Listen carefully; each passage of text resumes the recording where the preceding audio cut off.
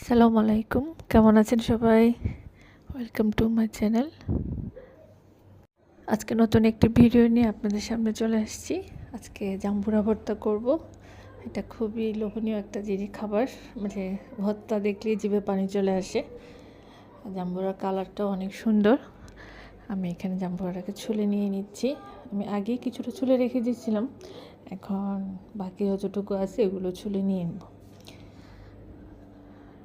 জাম্বুরা ভর্তা বা জাম্বুরা কেউ পছন্দ করে না এমন কেউ নেই। এই ফলটা আসলে অনেক ভালো। যাদের মুখে রুচি থাকে না তারা এই ভর্তাটা করে খেতে পারেন। খুব উপকারী একটা জিনিস, উপকারী একটা ফল। এখানে আমি অনেক জাম্বুরাগুলো ছুলে নিয়ে নিয়েছি।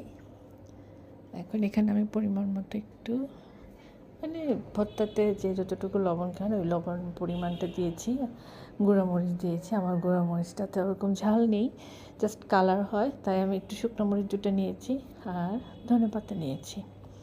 অনেকে আবার রসুন পোড়া দিয়ে রসুনটাকে থেতলায় দিলেও অনেক ভালো লাগে, তো আমি রসুন দিব না।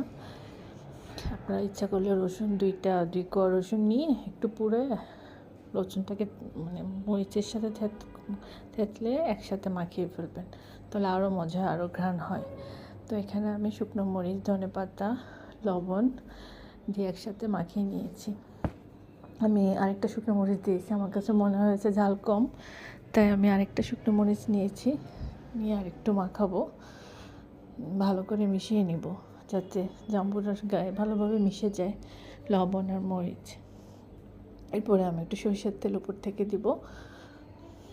সরষের তেল দিয়ে মাখালে সরষের তেলের ঘ্রাণটা খুব ভালো লাগে আমার।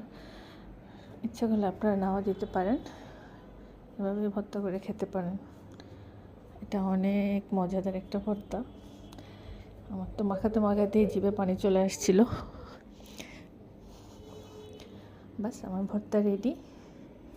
আজকে এ পর্যন্তই। আমার ভিডিওটি ভালো লাগলে লাইক কমেন্ট করবেন, সাবস্ক্রাইব করে পাশে থাকবেন।